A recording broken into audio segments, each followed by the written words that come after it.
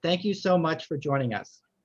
My name is Brendan Shanahan, and I'm a postdoctoral associate here at Yale's Center for the Study of Representative Institutions and a lecturer in the Department of History. It is my great privilege and pleasure to moderate today's discussion of Professors Adam Cox and Cristina Rodríguez's excellent new book, The President and Immigration Law. A quick note, this is the first event of the semester here at our center, which continues a year-long series of discussions on the theme of presidentialism and executive power in American law, political science, and history, a timely subject for many reasons. Please stay tuned for several upcoming events here at the center later this semester. The next one is coming up in a few weeks' time, February 18th, about Mark Zachary Taylor's new book, The President and Economic Leadership.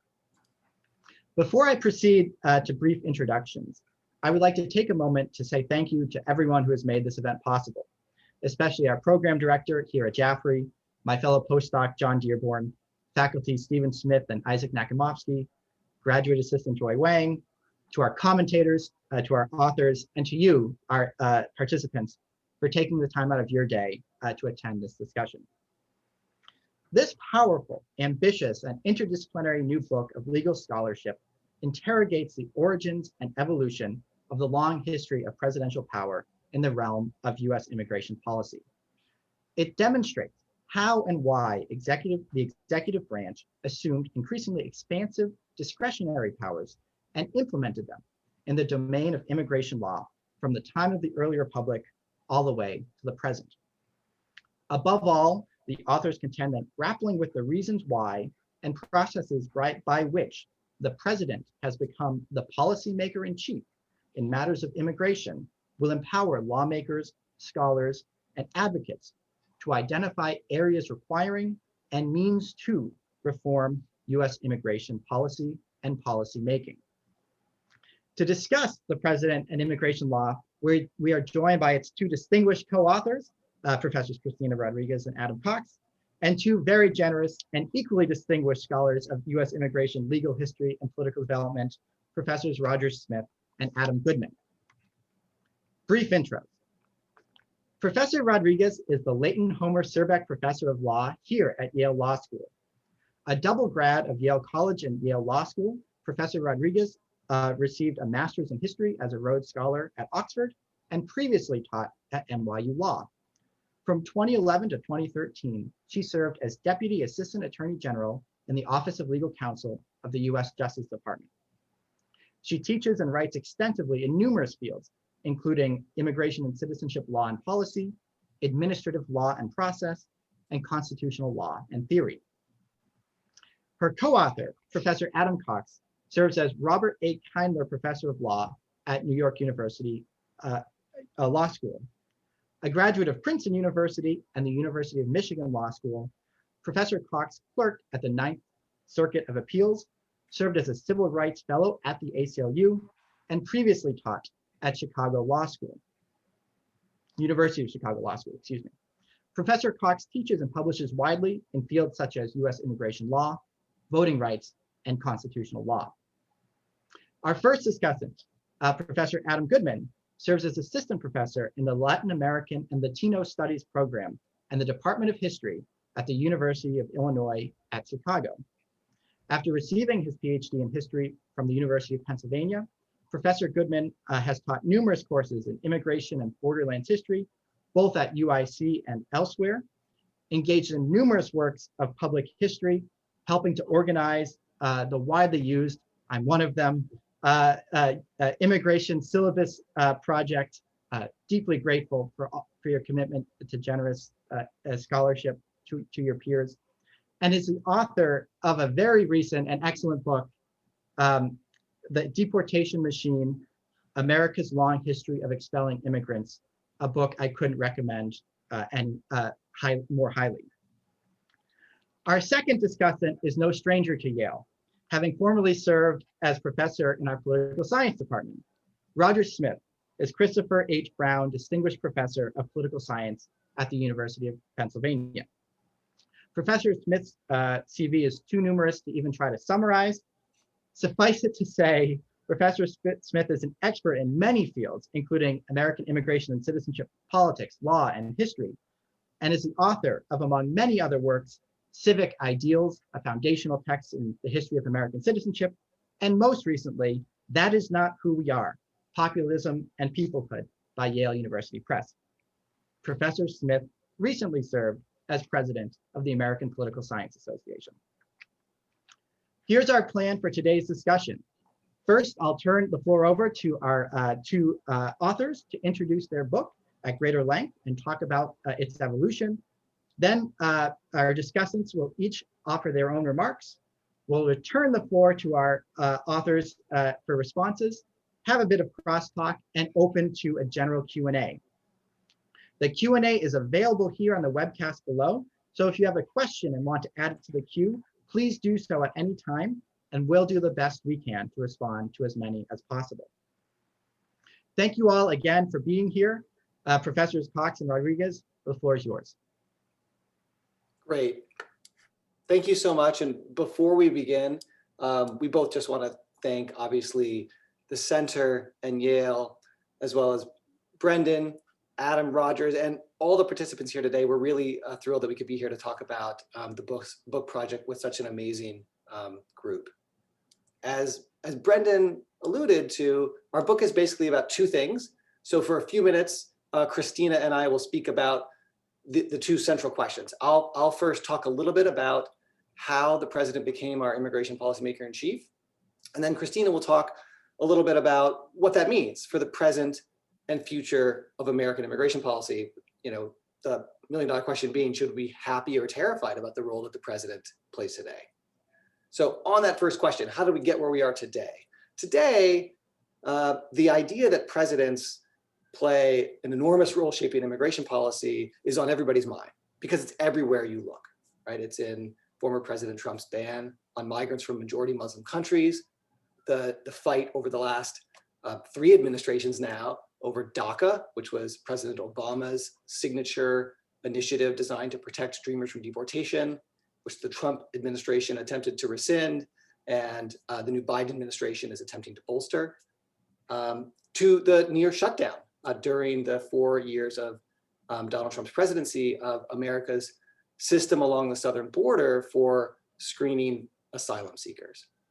So these recent events make it really tempting to think that we're witnessing a new phenomenon, that much of the fight about the president's power to shape immigration policy was either a fight about the last 4 years and the Trump administration, or if not that, at least a fight about the way in which partisan polarization has created dysfunction in Washington. And a main goal of our book is really to urge folks to resist that temptation, because we think that the roots of the president's power are much deeper than the partisan politics of our present moment. And we think that understanding those roots, knowing how we got here, is really critical to charting a way forward for American immigration policy. So our book, in a way, at least the first 2/3 of it, is sort of the real story about how the president became our immigration policymaker-in-chief. So here's that story. The story has old roots. You know, presidents have, really since the founding period, played an important role in shaping immigration policy. And partly that was because in the 19th century, immigration policy was the product of treaty making.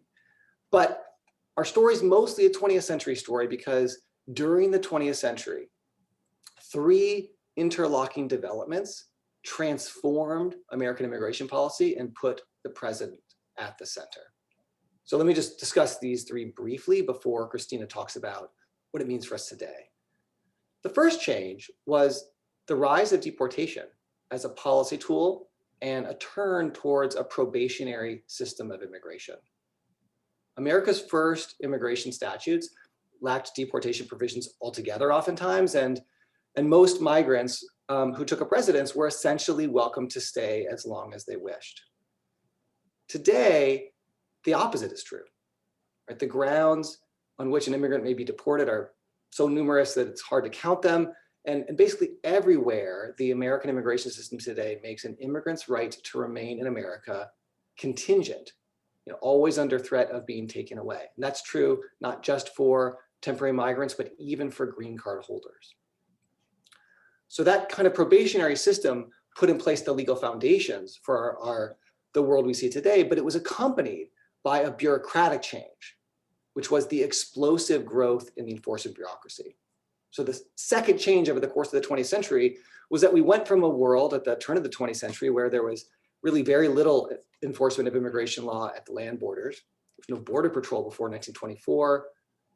And even after the INS's creation, it was widely seen as ineffectual, to a world today where the Department of Homeland Security, right, the agency tasked with enforcing immigration law, has a budget bigger than all other federal law enforcement agencies combined, and sufficient resources to deport, during the height of deportations under the Obama administration, deport up to 400,000 immigrants every year.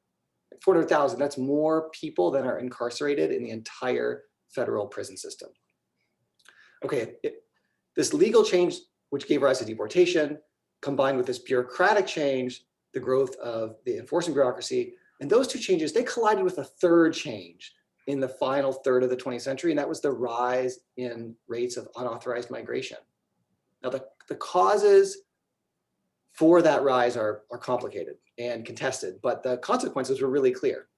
It gave us a world in which roughly 11 million non-citizens, that's half of all the non-citizens living in the United States today, are here in violation of immigration law.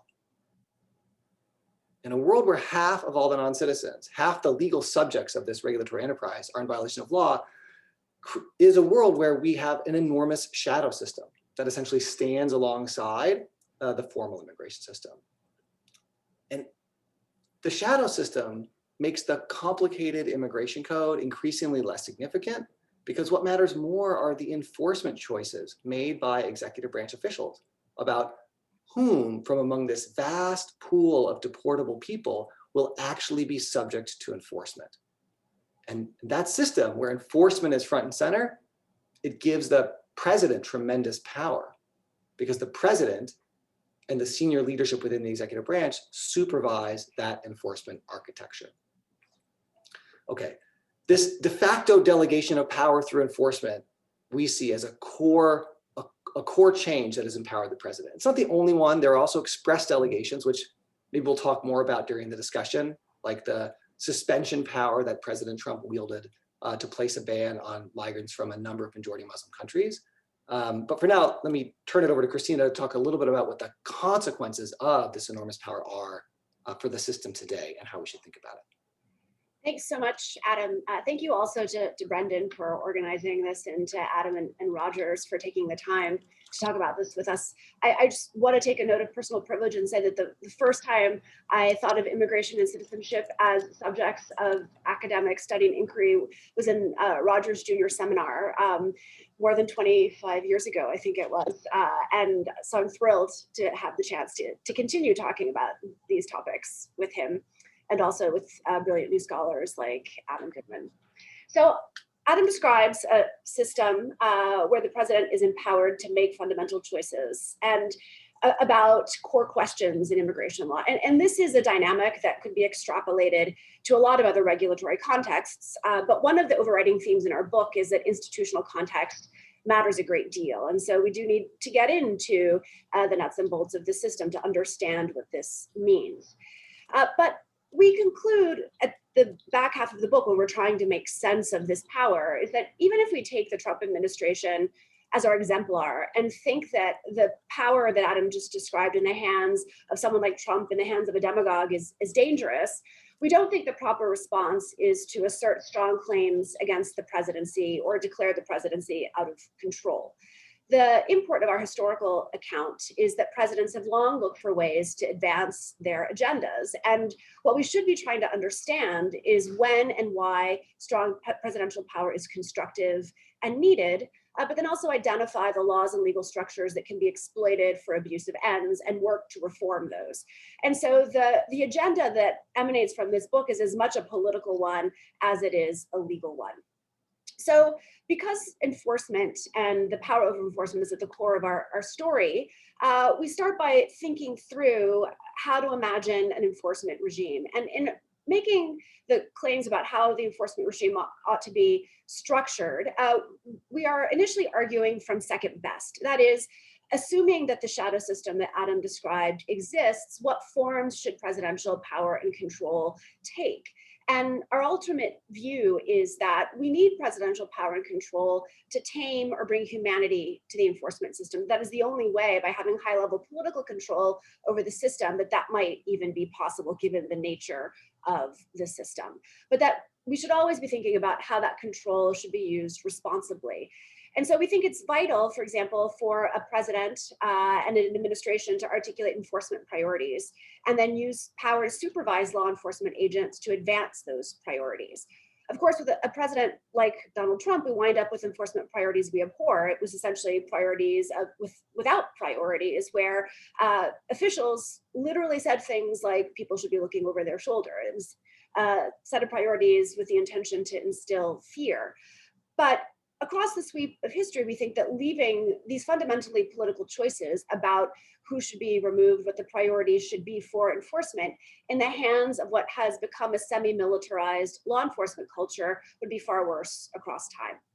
And that we characterize policies like President Obama's Deferred Action for Childhood Arrivals, the so-called DACA policy that's second nature to everyone now, that acronym, as forms of supervision, efforts to exercise political control over a bureaucracy in order to ensure that core discretionary decisions about who's going to be removed and who is not are with high-level officials with some modicum of political accountability and some possibility that those choices will be transparent instead of in the hands of line agents who are not required to justify their decisions, certainly not in a public sense, and have diverse motivations that might have nothing to do with the political agenda of the presidency.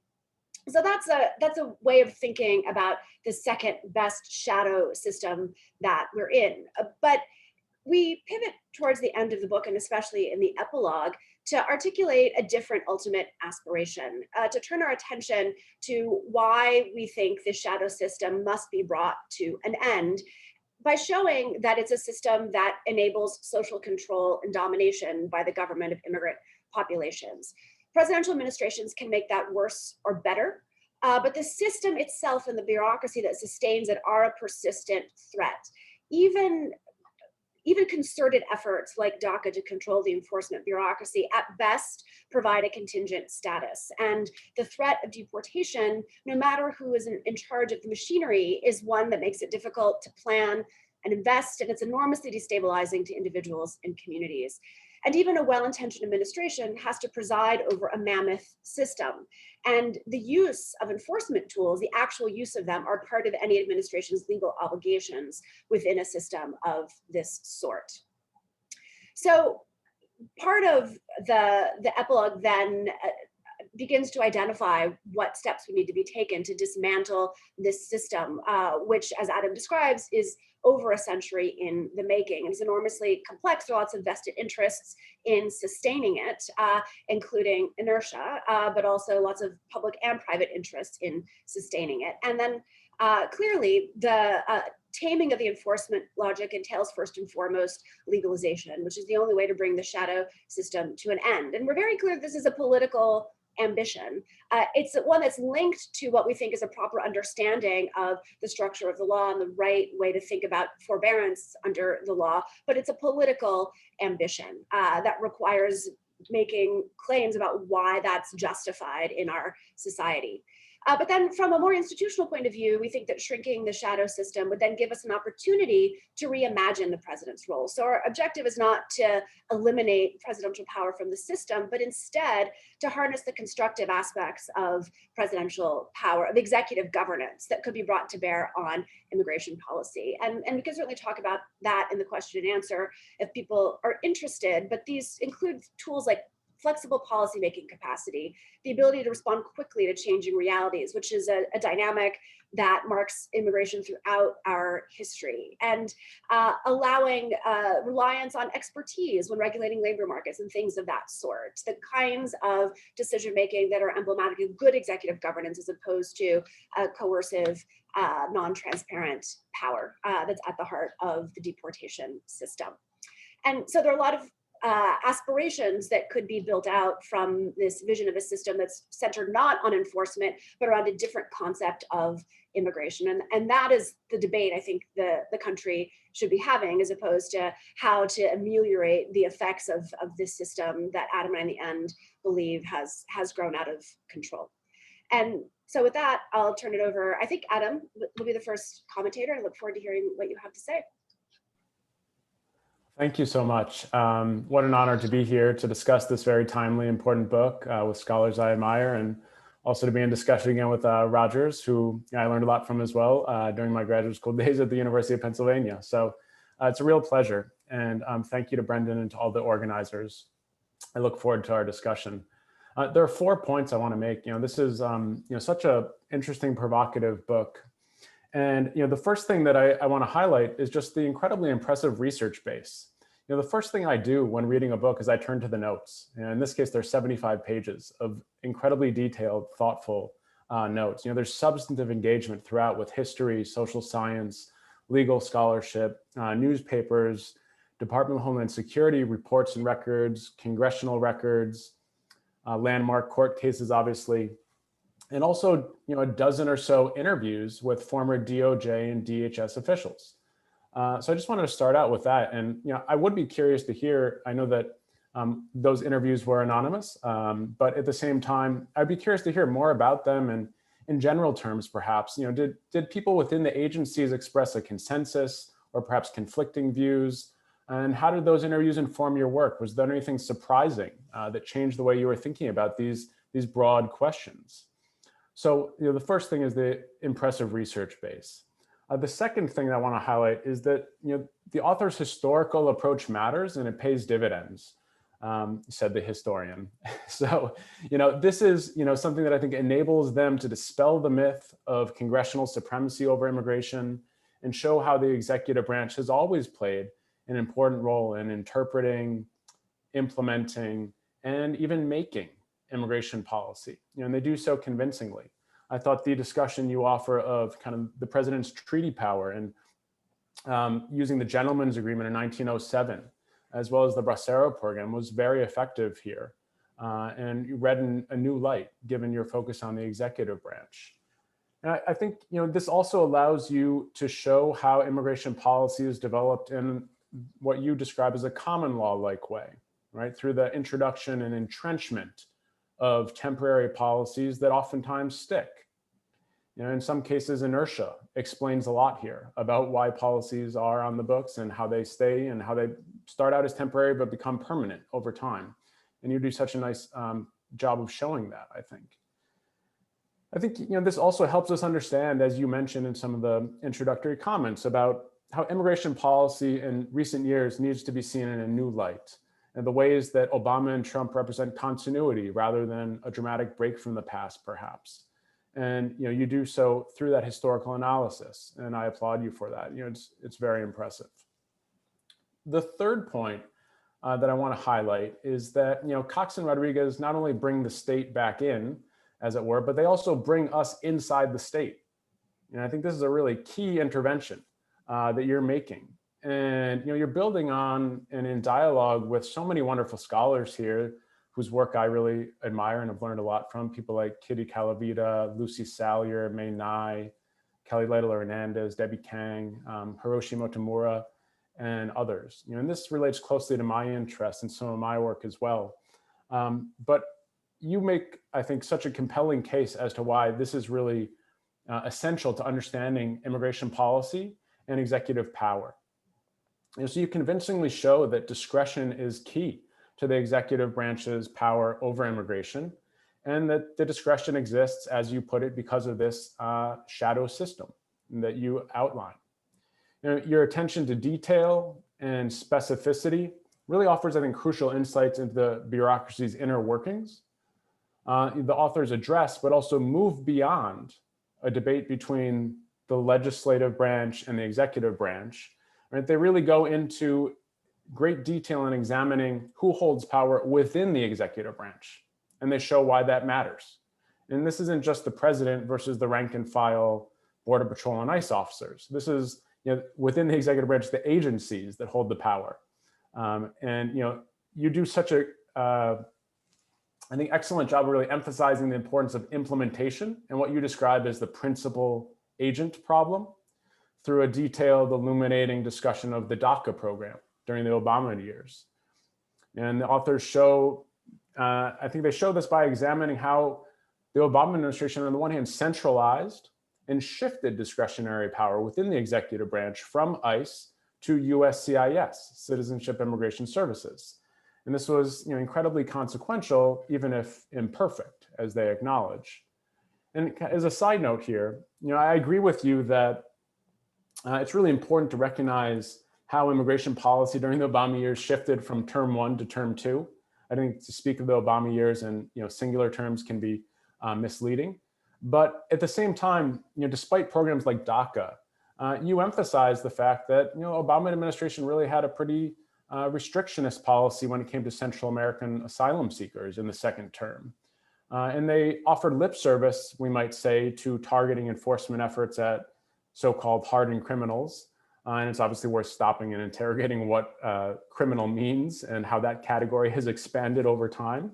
But at the same time, non-criminals, as you show in a really compelling table on page, or chart on page 118, non-criminals, even during the second Obama term, continued to represent the majority of deportations. Right? And that's, I think, something that we need to wrestle with. And that's something that perhaps might speak to this principal agent problem you lay out, the question and the challenges of implementation.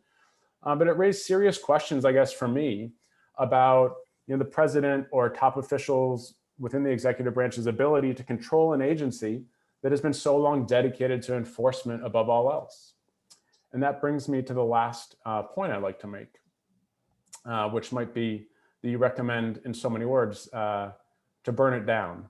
Although you don't use those words, those are my words. But you do say essentially to radically transform the immigration bureaucracy. And I think that that's really refreshing and really important intervention. The prescriptions you make in the epilogue. The authors make bold, astute, and I found really refreshing recommendations about what to do. And core to this, as they note, is ditching the enforcement mindset and ending the shadow system, right? Congress must act. We need a broad legalization program. And the executive, they argue, should play a role in all this. Now, you call for what you say is a new politics of immigration. And I wonder if we have time, if you might be able to sketch out a little bit of what you envision. I'd love to hear more of your thoughts on that. And then the only other point I wanted to make was just kind of a provocative claim you make, I think in the 6th chapter, is that the Obama administration might have missed an opportunity in a way. And barring radical change to the way the immigration bureaucracy is structured, looking at the future, as Cristina discussed, I mean, are there things the Biden administration might be able to do if they find themselves stymied and stopped by any number of powers and forces? So the parole power that you lay out for the president, right? During migration crises and emergencies used for asylum and refugee policy in particular, you kind of say the Obama administration might have missed a chance there, an opportunity to have had a much broader effect. And I wonder if you think that option for broad parole powers by the president is still on the table for the Biden administration. So I will leave it at that. And thank you again for such a wonderful, provocative book. Well, let me start by adding my thanks to the organizers and to the center, and to say that I'm honored to be in discussion with these 3 outstanding, and as they've mentioned, significantly younger scholars. This book is built on 2 bold and outstanding law review articles, so it's no surprise that it is a bold and outstanding book. It's written with commendable clarity, forthrightness, and verve, even when dealing with more technical topics like the differences between the CAP, the 287G, and the Secure Communities programs for federal-state cooperation on immigration. The book makes many significant subordinate arguments, but I see 3 main big picture arguments. 2 are descriptive arguments. First, that over the course of the 20th century, our governing institutions have produced a de facto delegation of responsibility for much immigration policy to the president and the executive branch, rather than the Congress. And second, that during that time, regardless of the party in power, immigration policy has been dominated by an enforcement imperative, as we've heard. Their third argument, grounded in these, is prescriptive, that going forward, we should accept both that this structure of authority is constitutional and that immigration policy is in fact best made and managed through what they call a two principles model, with a substantial role for the executive branch in setting as well as implementing immigration and refugee goals and policy mechanisms. But at the same time, we should diminish the centrality of the enforcement imperative. I have lots of agreements with these three arguments, all the more so after reading their extensive evidence and sound reasoning. I do, however, have one concern that stems from my longstanding belief that it is above all Congress that must be strengthened today if we're to make our deeply troubled constitutional democracy work more appropriately and more successfully. With their focus on the presidency, Cox and Rodríguez understandably say only a little about Congress until they make some brief but important recommendations in their epilogue. I agree with what they say there, but I think more is needed so that the two principles model does not come across contrary, I think, to the author's intent, as effectively a one principle model in which, as they do sometimes say, the president stands at the center. So in my comments, I'm going to do two things. First, I'm going to suggest how their constitutional argument for the legitimacy of their two principle model could be made even more strongly by emphasizing even more than they do the pertinence of the foreign policy responsibilities of the president. Second, I'm going to suggest some implications this argument has for congressional and executive responsibilities in the co-principal model, implications that they may see as friendly amendments, or they may see as unduly qualifying their emphasis on the executive. At any rate, that should give us something to talk about. In making their first descriptive argument that immigration policy is characterized by extensive de facto delegation to the executive branch, they show that executive involvement in immigration policy has deep historical and institutional roots and that it doesn't violate the Constitution. Their emphasis, however, is on how de facto delegation developed in the 20th century, as Adam indicated, in response to the consequences of congressional policies of deportation and more.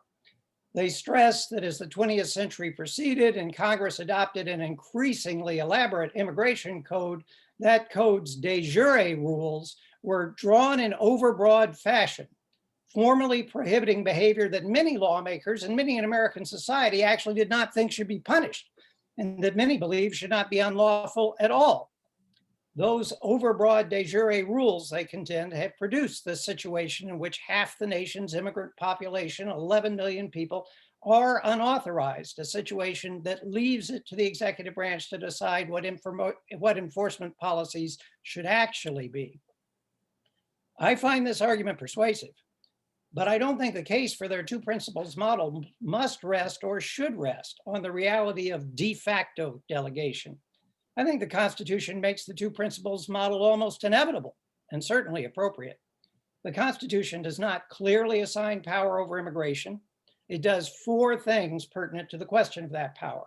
It gives Congress power to establish uniform rule of naturalization, to regulate commerce with foreign nations, to impose a tax on the importation of persons, and to ban such importation after 1808. That clause is, of course, motivated by the slave trade. But it does also refer to congressional authority over the, quote, migration of persons.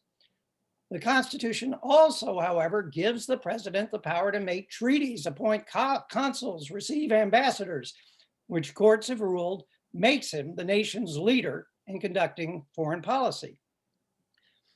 As Cox and Rodríguez show well, presidents in the 19th century often negotiated immigration agreements as part of treaties.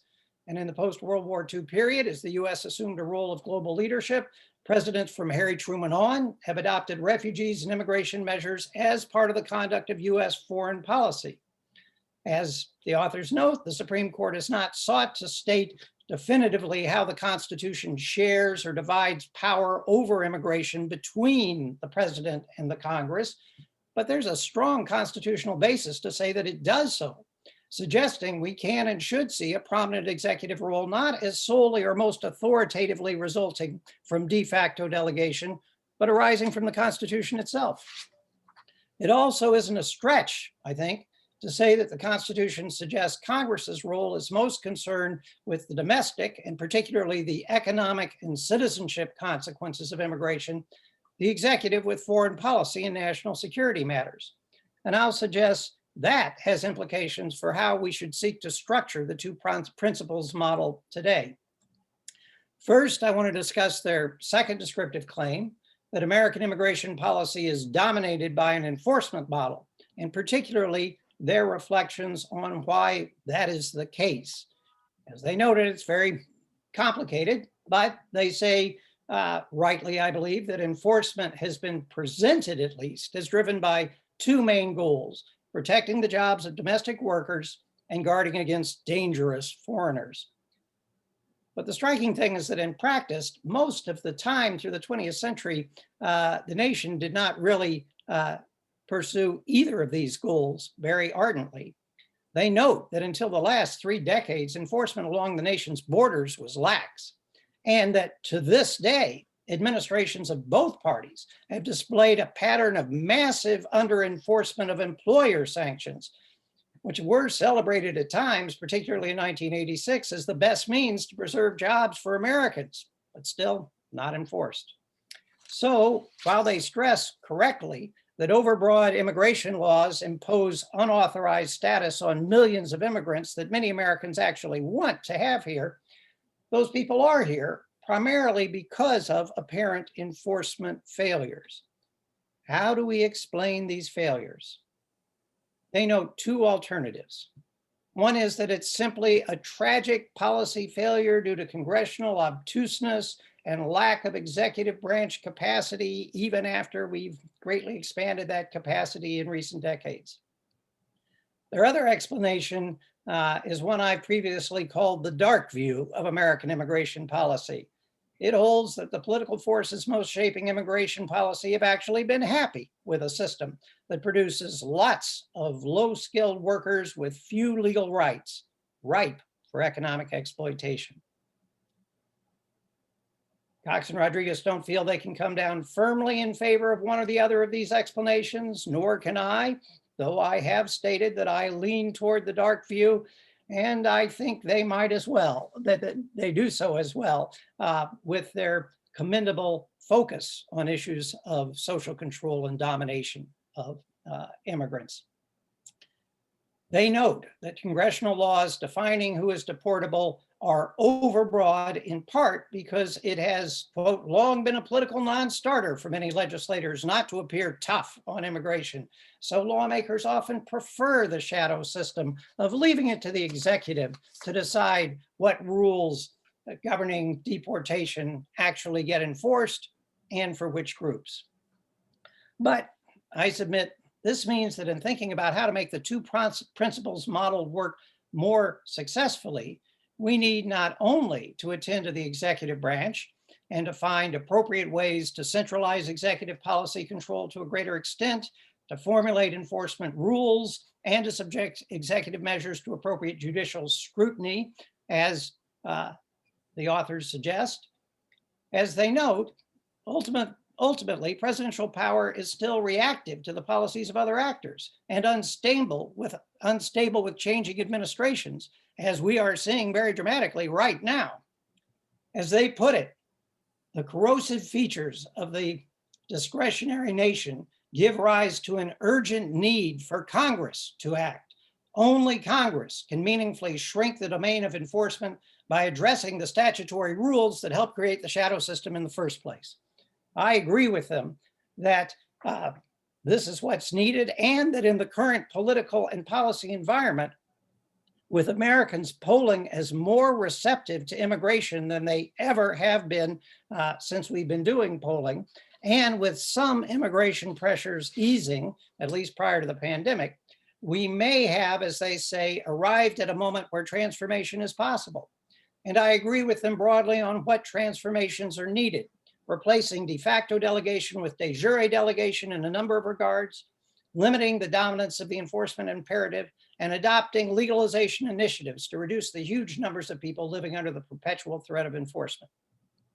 But for us to make progress in that direction, I think it's advisable not only to ground the two principles model more firmly in constitutional authorization, but also to use that authorization, as well as the current scholarship on needed congressional reforms that they do allude to briefly, to guide the structuring of an effective two principles model for immigration authority today. I suggest that Congress must first strengthen its capacities to assess the economic and to some degree the civic consequences of immigration policies. Scholars have noted how Congress has cut the budgets and staffs for its various research units and committees over the last generation, lobotomizing itself, in the words of Lee Drutman, in ways that make it impossible for Congress to reach or to defend relatively objective, informed decisions. And this general problem certainly applies to immigration policies.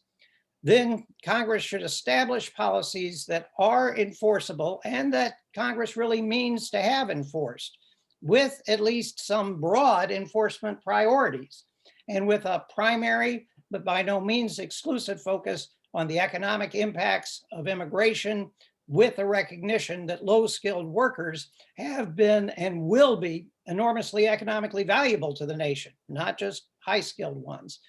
And also, however, with attention to the needs of workers in regions and economic sectors that may be adversely affected by immigration.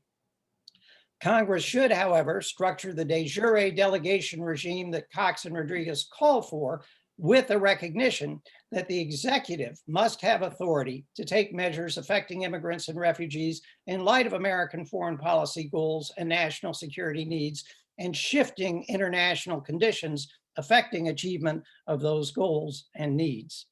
Of course, these executive powers can be abused, but I see them as constitutionally authorized. And I agree with Cox and Rodriguez that they are, in fact, inescapable.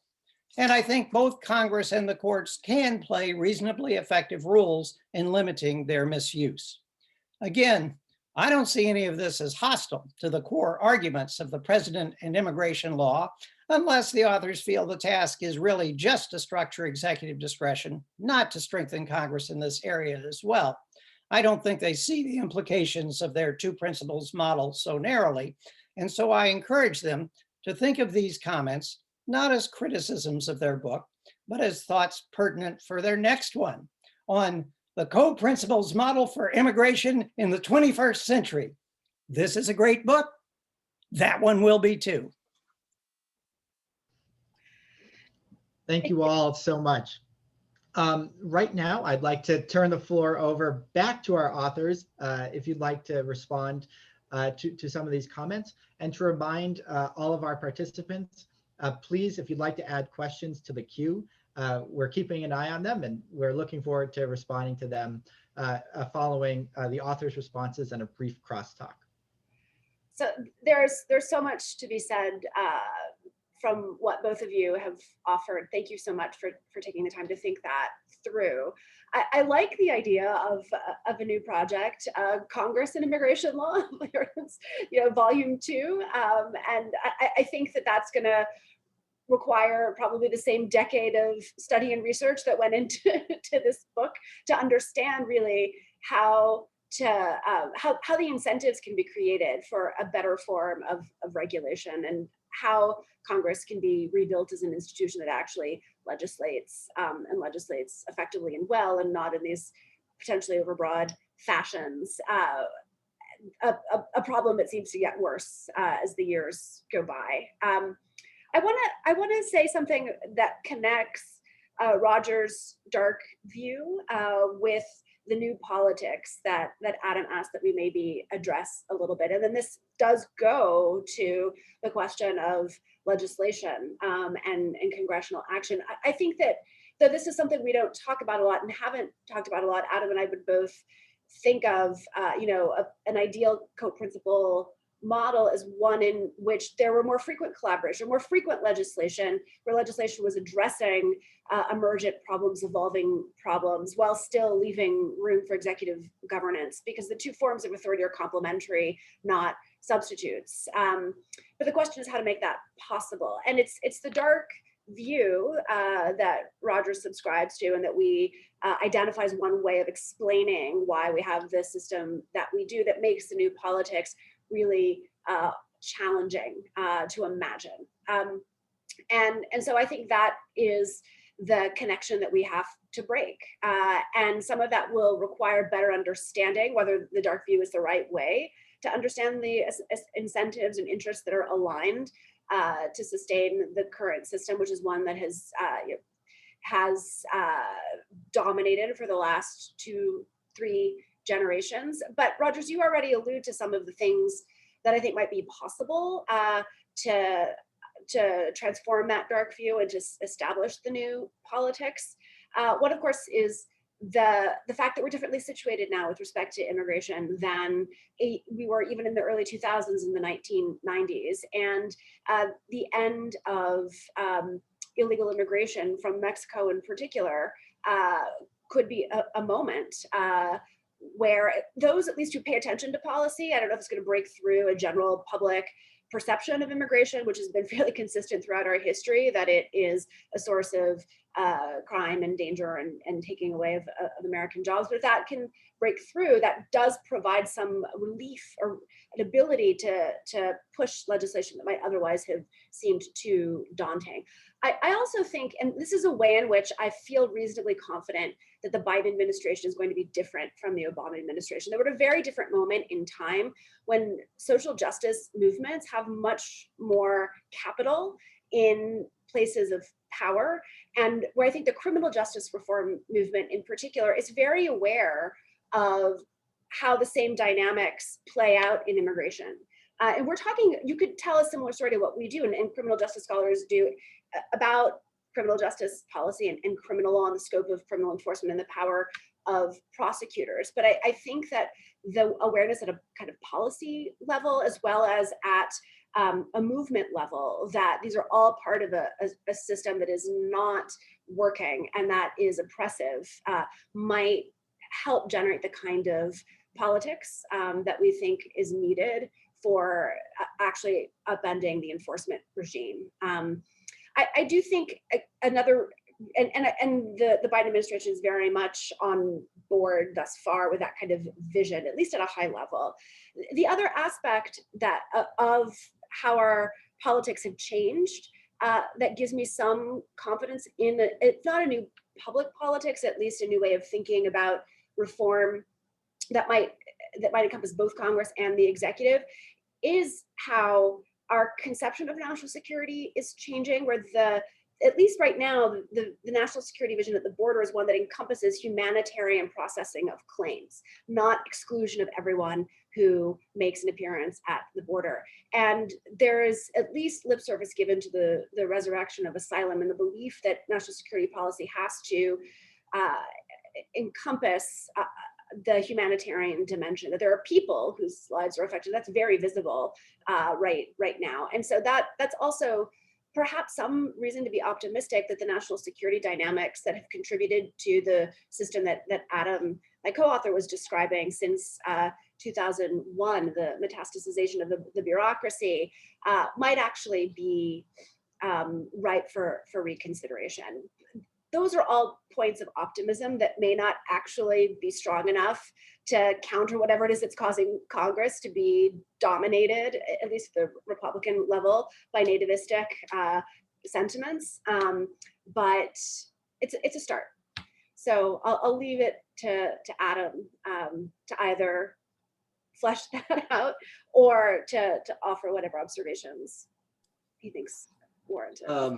So I also want to thank both Adam, you, and Rogers, you, for these amazingly thoughtful comments. I have a bunch of notes I could talk. I would love to say like a lot about all of it, but I want to try to restrain myself because I want to make sure we can involve everybody else. So let me just piggyback on what Cristina said and add maybe two small points, one directed to each of you. So first, building on Christina's discussion of the new politics, and Adam, your question about that. I guess I'm interested in linking, your interest in and our interest in, our joint interest in kind of the thinkings about how you look inside the state, crack it open and understand how it works and how that might link to the political projects.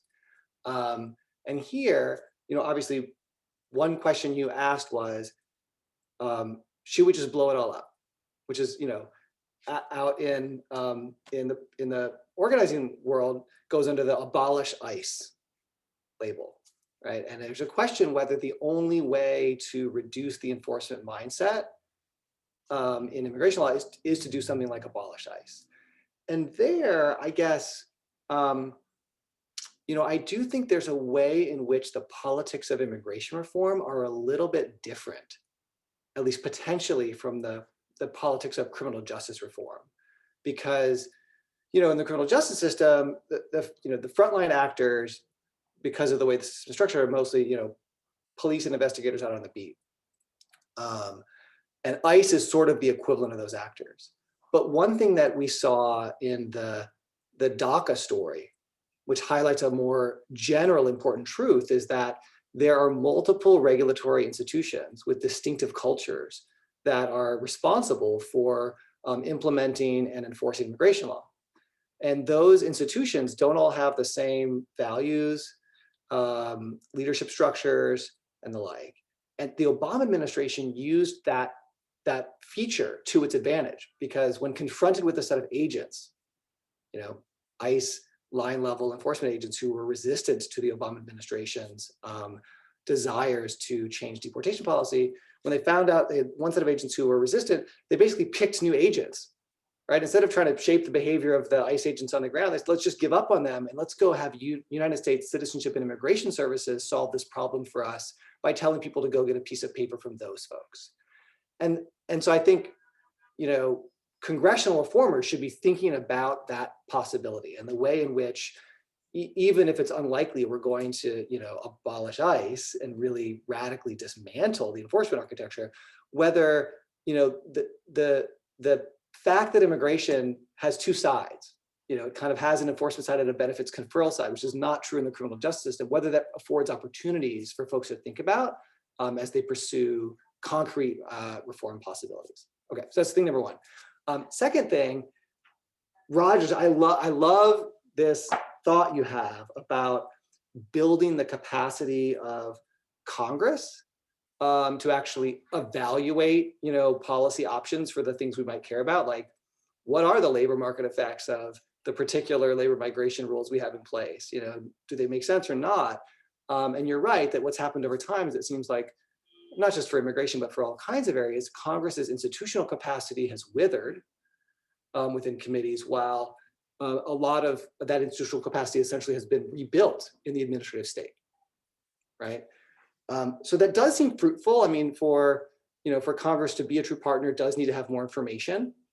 You can't bargain effectively if you don't really know what's going on. So I think it's probably a necessary condition in a way, is some institution building. But I guess I want to note that the constitutional and administrative law world that we reside in today actually, I think, raises some question about whether we're better served by locating most of that expertise in Congress or in the administrative agencies. Because a funny thing about the way judicial oversight works is if we think courts could help us play a significant role in constraining the way immigration policy is developed, when Congress passes legislation, essentially, with a few exceptions related to constitutional rights protections, Congress rubber stamps it. The courts rubber stamp it. So the idea that courts would engage in rationality review of Congress's labor migration regulation is just not on the table right now for American constitutional law.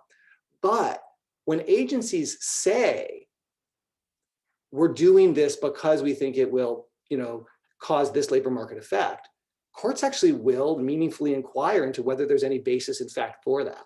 And so if we would like to channel immigration policymaking into a deliberative domain that focuses us on things like the labor market consequences of immigration, it could be that having those policies developed primarily by executive branch agencies would actually subject them to more meaningful judicial scrutiny and kind of more open deliberation, across multiple branches. So that's just something I want to put out there as a possibility that is maybe just a quirk of the way our constitutional and administrative law has developed, but it might push us to a world today where, we end up preferring executive branch exercises of authority, but not because, we think Congress doesn't have the capacity, but because we think that will shut the courts out of the system.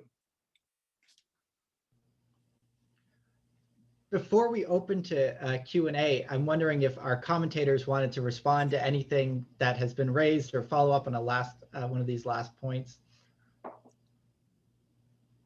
Rogers, would you like to? I'll say a couple of things. First, on the politics, I agree with the comments that both Cristina and Adam have said. I would stress that just as I think defund the police is not the best policy to advance more progressive criminal justice views, I also think that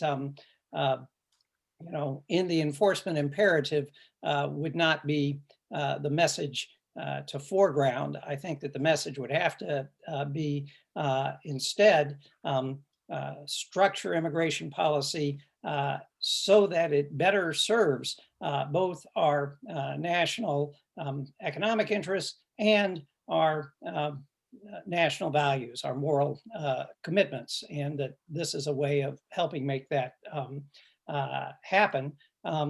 And I think that those arguments can be made in ways that are actually true if we do policy making better.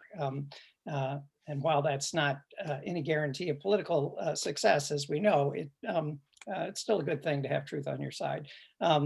In regard to the point about judicial oversight, though, Adam, I confess that I'm less moved by that because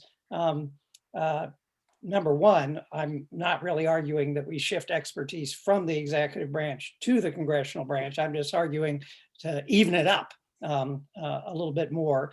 But as a non-lawyer, I don't particularly want to rely ultimately on the courts to make sure that our policy making is deliberative, reasonable, and so forth. I would rather strengthen the institution that I think has the primary responsibility to play that role, and that's Congress. You might be right, however, that while that's the ideal, it's not really the most feasible or practical way forward. And so I might end up agreeing with you if that proves true. I would just jump in as well to kind of build on some of your responses and Roger's comments. I agree that I think people who are organizing and on the ground are really pushing for these broad reformations, whether it's defund the police or abolish ICE. And I think there's multiple ways to go about that. I think in terms of Congress and legislation, that's the wrong tact and strategy. Although I think it's important to have those ideas out there. And I think that actually those ends could be reached through other means, which you lay out in the book. I mean, broad reforms, broad legislative reform that legalizes people in the country and provides for people who want to come in the future through certain legal channels, that would essentially lead to a smaller number of people being subject to the deportation machine and subject to ICE and Customs and Border Patrol. And over time, that would allow them to then perhaps make the case to the executive branch to reduce the budget and the size of those agencies. And if there's no longer people, to target for apprehension and deportation, that would be a way to go about doing that through legislative reform, as you, I think, argue in the book. And I think I've been thinking about it in those ways too. So maybe the call isn't, the call to Congress isn't to abolish ICE, or to the executive branch isn't to abolish ICE, but there are means to do that that I think should be on the table. And the other point I would just make that you, I think, show powerfully and make it in passing, but it's important in that some of these battles to restrict immigration at the state and local level in the 1990s, they may have lost, but they really shaped the conversation in the ways that the American public and the media and politicians, for that matter, think about immigration. And a new politics that takes us in a different direction, I think, would have to inherently, provide different ideas about migrants, their role in society, and break down these false binaries between the supposed us and them.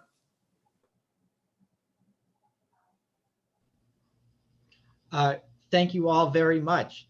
So to all our participants out there, please keep firing away some questions into the queue. I think I'm going to start by asking a few that we've got here, which both deal with the question of deference and discretion. So the first question from Tyler is, how has excessive judicial deference to executive agencies, DHS, DOJ's EOIR, etc., and therefore the president, played a role in bolstering presidential power in matters of immigration? Related, and I'll ask this together in case folks want to answer them together or take them one-on-one, from my a fellow postdoc here at the center, John Dearborn. How should we think about the resistance of ICE agents and others in DHS to the initiatives of President Obama and now President Biden, which we were just discussing? President Trump gave ICE agents more autonomy, but also characterized other forms of administrative resistance as evidence of a quote unquote deep state. Is congressional action the only way to ultimately solve this tension, or are there other things the Biden administration can do as well? And I think both of these questions really grapple with what the comments we were engaging the past 10, 15 minutes. But if anyone wants to take on one or both, please, the floor is yours. I can take the second question, Adam, if you want to take the first question. Should we go in reverse order, or do you want to start with the first one? I guess I could start. I'll say a few words about the judicial deference question. So I'll admit that I think, at the core of our claim of de facto delegation is a kind of implicit claim. I don't think we draw it out in the book as much as we might, but it's an implicit claim that a kind of common belief that executive authority over immigration has been driven by courts standing down is not actually reflecting accurately the pathways that led executive power to grow so rapidly during the 20th century. So it is true, right, that our main policy channel of focus, right, the idea that immigration policy gets made through enforcement policy, that does mean that courts are going to play very little role. But that's not because of some immigration exceptionalism. It's not because courts are saying, oh, well, we're going to not provide any oversight of the enforcement choices made with respect to immigration policy, but we would do so in some other domain. Because it's actually true across American constitutional law, and has been for 2 centuries, that courts have always been reluctant to second guess and oversee the enforcement choices made by executive branch officials. And that's true whether you're talking about immigration policy or criminal justice policy or drug control policies or environmental policies or the like. So I guess I would say it's true there's judicial deference to enforcement choices. It's also true that facilitates efforts by the president and executive branch officials to use enforcement policy to shape immigration policy, but it's not something that's exceptional about immigration policy. And in fact, when it comes to other forms of administrative action, like rulemakings by the Department of Homeland Security, interpretations of statutes by the Executive Office of Immigration Review, that's the administrative immigration courts, which the questioner mentioned. When it comes to judicial review of those things, what we see actually is courts, for the most part, applying pretty mainstream administrative law principles to the oversight of these immigration decisions. So again, no immigration exceptionalism. Okay, now the caveat, the one exception, one that has become much more pronounced over the last few years, and so maybe portends something for the future, is the idea that courts will be more deferential, specifically when they review constitutional challenges to the exercise of immigration policy making power. So, for example, when President Trump announced that he was going to suspend the entry of immigrants from a number of majority Muslim countries, had courts applied ordinary doctrines of equal protection, they would have inquired into whether the president's statements about Muslims amounted to discriminatory animus that tainted that policy. But instead, the court said, well, because there's a plausible national security justification, we're not even going to treat as legally relevant in any way the president's charged statements about Muslim immigrants. So that is a kind of exceptionalism, a constitutional exceptionalism, which has not always been true about immigration law. In many historic cases, the court has said that it applies a thing called a plenary power, but it often does so only to sustain policies that it would have also sustained in domestic policymaking contexts. And so I do think we should pay attention to the fact that there might be a turn in recent years as the court's composition has changed. And there may be growing deference on the constitutional front. And then the question really is, for us, evaluating the system, does exceptionalism just with respect to that set of legal questions, is that going to be an enormous deal? Is it going to really reshape the way the executive branch can exercise authority here? Or will it be, while critically important in particular issue areas, not transformative of how immigration policy gets made or overseen by courts? And that, I think, it's just too early to tell. So I'll address the question about ICE agents who present a challenge to political officials. And we grapple with this problem, and in chapter 6 of the book, talk about how the Obama administration used it as a case study, went about first trying to guide ICE agents in the field through enforcement memoranda that laid out priorities, hoping that through soft forms of supervision that would channel their enforcement in the direction aligned with the administration's priorities. That didn't work.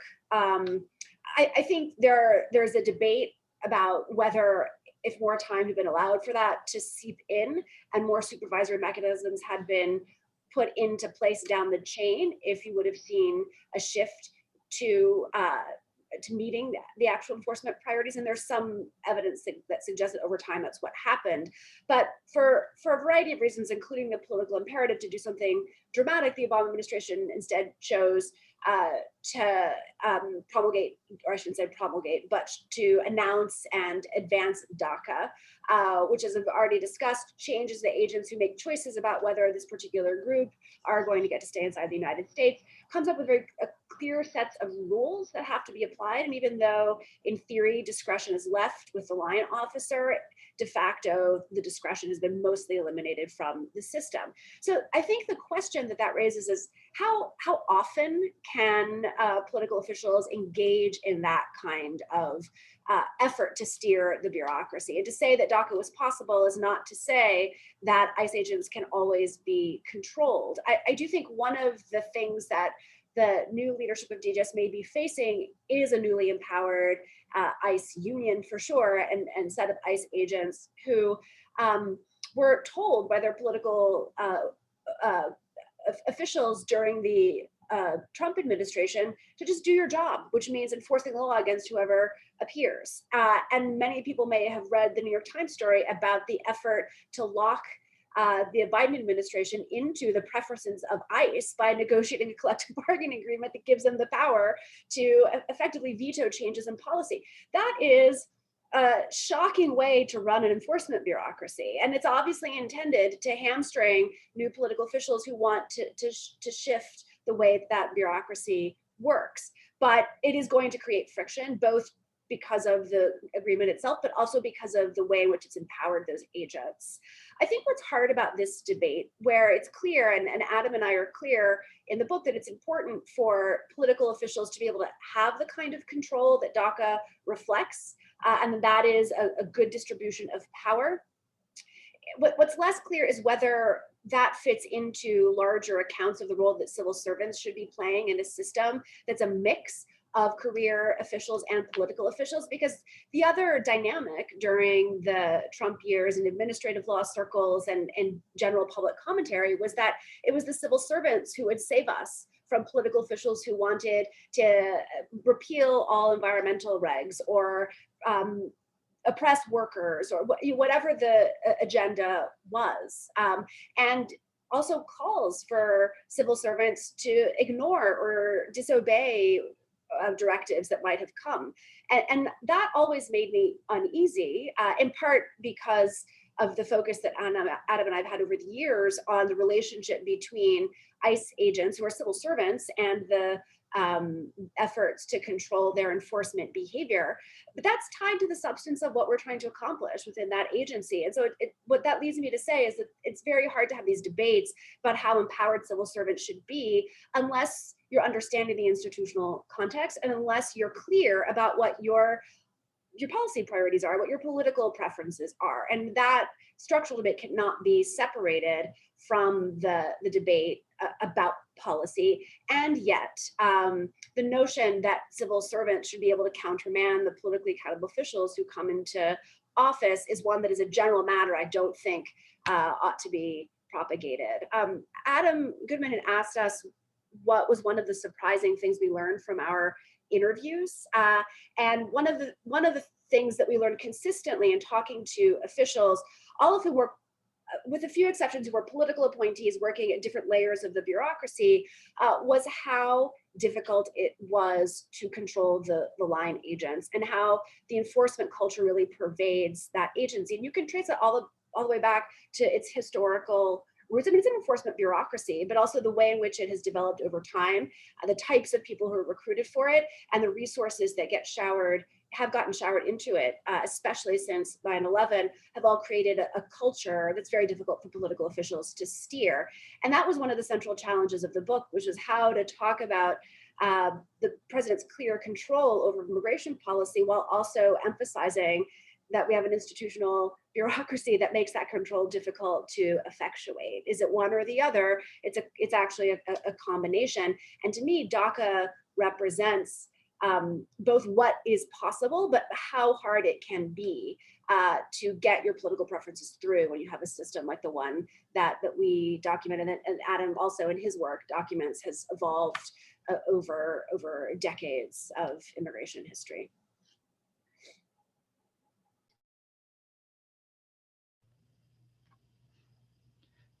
If I could jump in with a question, as a historian myself, one of the questions that I've always found particularly vexing in the comparative present moment to migration law and political development 100 years ago, and say the progressive era and its end, is the power of state governments to shape and effectuate the meaning and power of citizenship and citizenship rights. For instance, when the federal government under the first Roosevelt administration said, henceforth naturalization cases must go to federal court, for decades people were still naturalizing in state courts, and the rights of citizenship set by state governments could vary immensely from states that afforded non-citizen voting rights to those that said you don't even count for the purposes of apportionment. And I'm curious if, as those, particularly the institutional powers of setting policy as it relates to naturalization, moved from the state governments to federal government in terms of the federal government in terms of its implementation, if there are any legacies of that might help us think about how to think through these challenges that we're confronting today about ICE and versus U.S. CIS agents, and how folks are going to follow or not follow the directives of a new presidential administration. I realize that might be a bit rambling, but I'm wondering if the lessons of the progressive era reform chart any way to envision what might come later.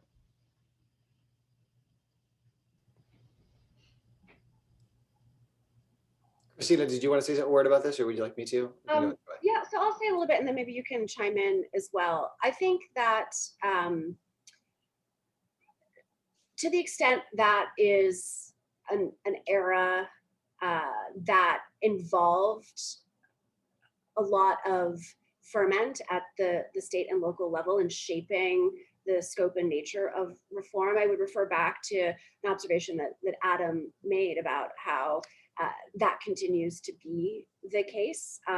Not so much in terms of formal legal authority, though there are some that influence and shape the scope of federal enforcement, but more kind of in the vein that you're thinking about, which is access to citizenship or conceptions of citizenship by articulating a vision of who belongs through various policies, some of which are wholly internal to states, but others of which involve their relationship to the federal enforcement bureaucracy, resistance to that through the non-cooperation or sanctuary movement, is a way of shaping a concept of who is entitled to be present, and then maybe could eventually acquire a formal legal status that would result in the ability to naturalize. And that, I think, is, it has been since the 90s, an important source of, in our lifetimes, agenda setting and construction of the politics of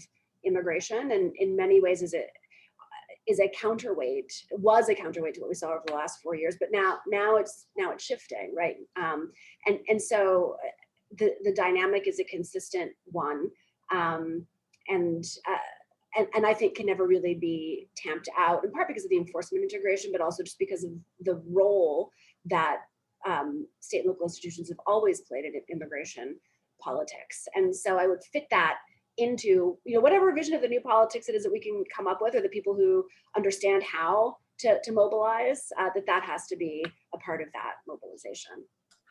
Yeah, and if I can add just one small, it's not really a point, it's more just an observation about the citizenship conceptualization efforts that states are always engaged in this way. It's that part of what has changed over the course of the 20th century by virtue of rising federal regulation in different areas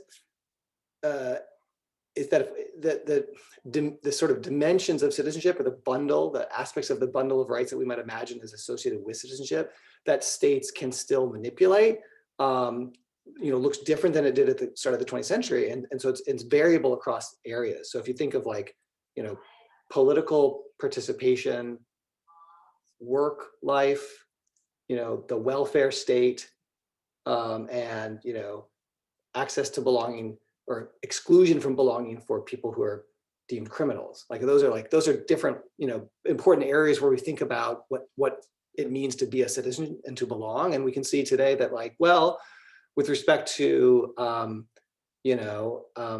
with respect to work, for example, there's not very much that states can do, really, because of the significant role that the federal government took on when it made it unlawful for employers to hire people without work authorization. So states can pass laws that say things like, we won't deny bar licenses on the basis of your citizenship status or immigration status. And those are important for symbolic reasons.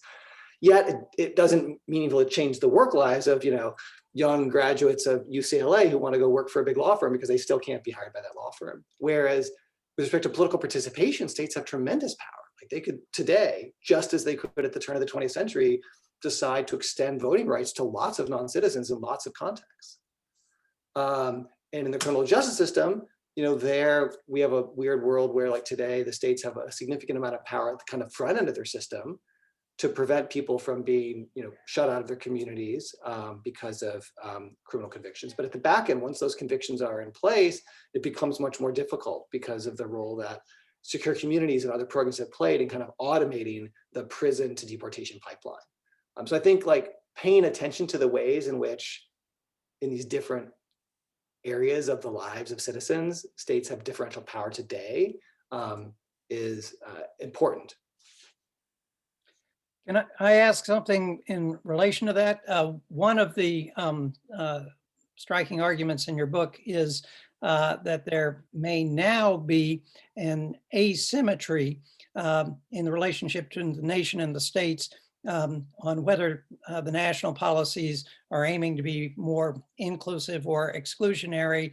And you suggest that the situation is kind of the opposite for state officials in comparison with ICE officials, where, you know, if you want to be inclusive, the ICE official or the Border Patrol is going to push back. If you want to be exclusionary, you can just unleash those guys.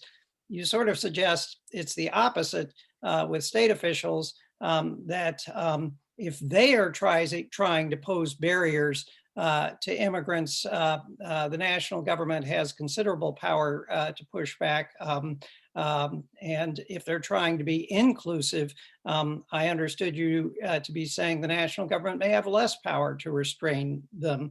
Now you've just given what may be a more nuanced version of that account, saying in some areas yes, some areas no, or maybe I'm not understanding properly. Yeah, so I guess I think of these two ideas together. So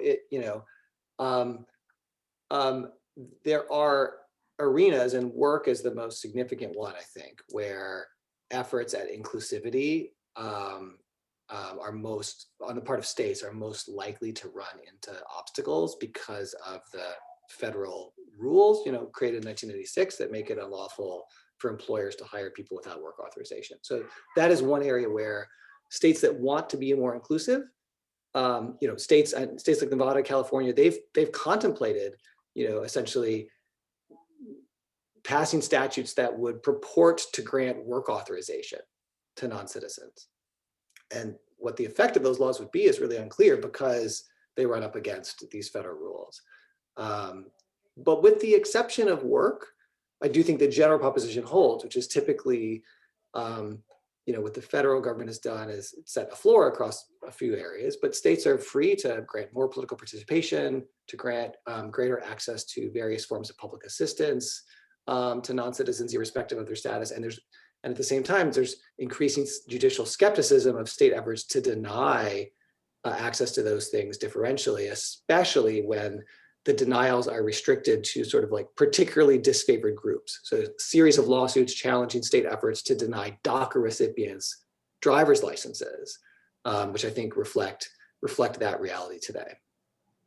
There's also, I think, the core asymmetry that we're talking about in the book is within the enforcement domain. It's very difficult for the federal government to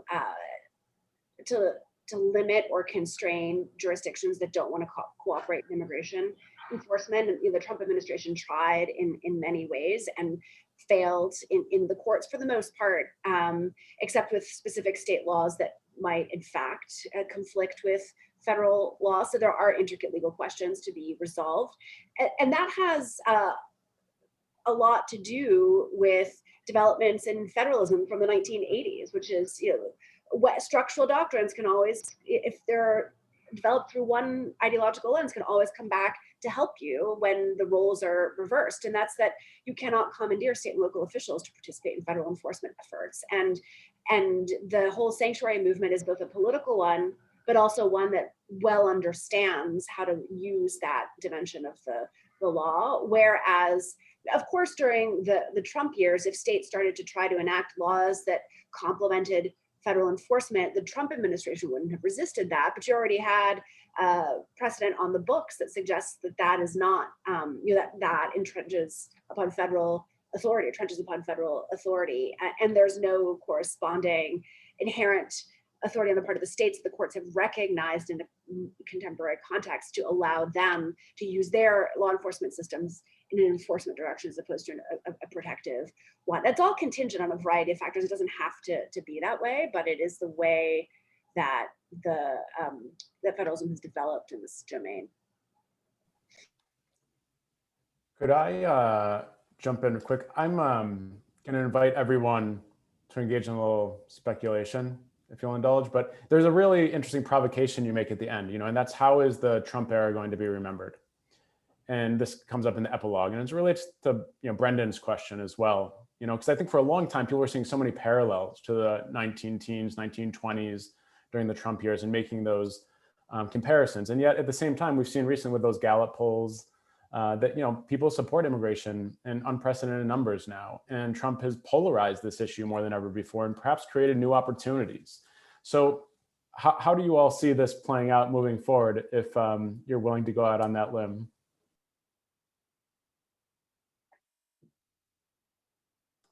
Cristina, I'll definitely let you take that one first. I think so much of the answer to this question does depend. It goes back to Roger's question about reinvigorating Congress. What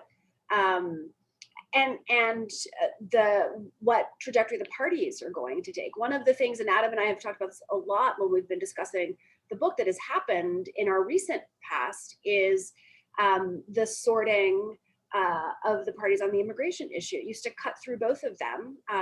There is a YouTube clip I think it's on YouTube now, circulating, that has been circulating for years now, but the 1980 Republican debates for the nomination for the presidency between Bush and H.W. Bush and Reagan. And the way they speak about immigration is as, these are our neighbors, our brothers. We should find ways to extend a hand. We have to have enforcement. But it's a rhetoric that does not have a role in the Republican Party anymore. And that's the thing that concerns me more than anything, despite the Gallup polls, despite what I think is, a Biden campaign that ran with immigration as one of its positions, and it's on its website, all of the things that we want to hear being said. Despite all of that, the way the Republican Party has coalesced around this vision, so that the interests that used to temper their positions don't seem to have the same power anymore, could mean that this is not a Trump legacy. It is just that thread that runs throughout American history that is we will continue to have to contend with, and has now taken over one of the major political parties. And I don't have a view about whether that is ephemeral or whether that is what we will live with for the next few election cycles. But that's the thing that concerns me, despite having, I think, been fairly optimistic throughout this conversation. Right, and I guess I'll just add, the fact that if you look at polling on like the issue salience, right, like how important are issues to people during, say, a presidential election campaign, and you look at where immigration has fallen historically as opposed to recently, obviously, it's moved up the ranks tremendously. The fact that that's true in so many other immigrant receiving countries, though, that raises questions about whether, this is the product of our domestic political environment, whether it's specifically a Trump effect or instead something larger about, about the sorting of the parties in America in the post-civil rights era, or whether this is a broader phenomenon around the world. And so if it's the latter, then of course it's less likely to be ephemeral. So that's, I guess, point one. Second thing is that the sorting of the parties, it makes me want to have Cristina answer the question first, because to me, what it makes me feel is, okay, if you have increasingly polarized parties and relatively close divisions between the parties in terms of like their ability to capture electoral support across elections, and only rare opportunities to control all three branches of government. You put those three things together, to me it means, first, it's going to be really, really hard to predict what happens because so much is going to turn on small perturbations of the system, right? And second, it means that maybe what we should expect is that when a party obtains control over all three branches, like we should expect them to be extremely aggressive in the moment because they know that their moment is short. So, I don't know if that's a prediction or a prescription. It could be both, obviously. But that could produce, real opportunities, but could also produce real volatility. Or even two branches, Adam. That's all the Democrats have. And I wanted to throw in that I was surprised when in the early days of his administration, Biden said he was going to send an immigration bill over, because I thought the politically prudent thing to do was to say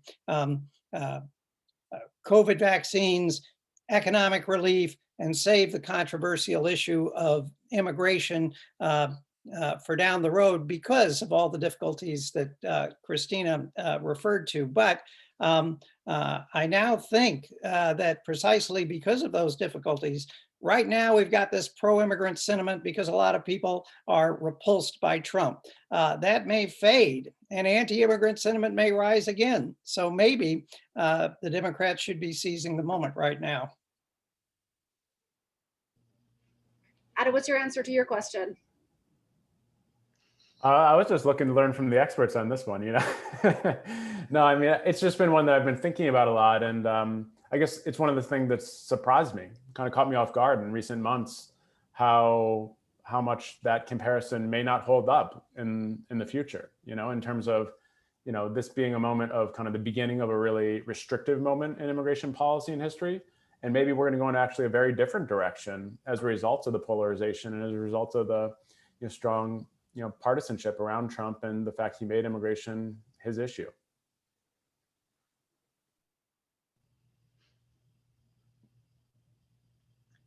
Well, I should wrap our discussion up, but foremost, I really want to, before we go, I just want to say thank you to our authors, to our discussants.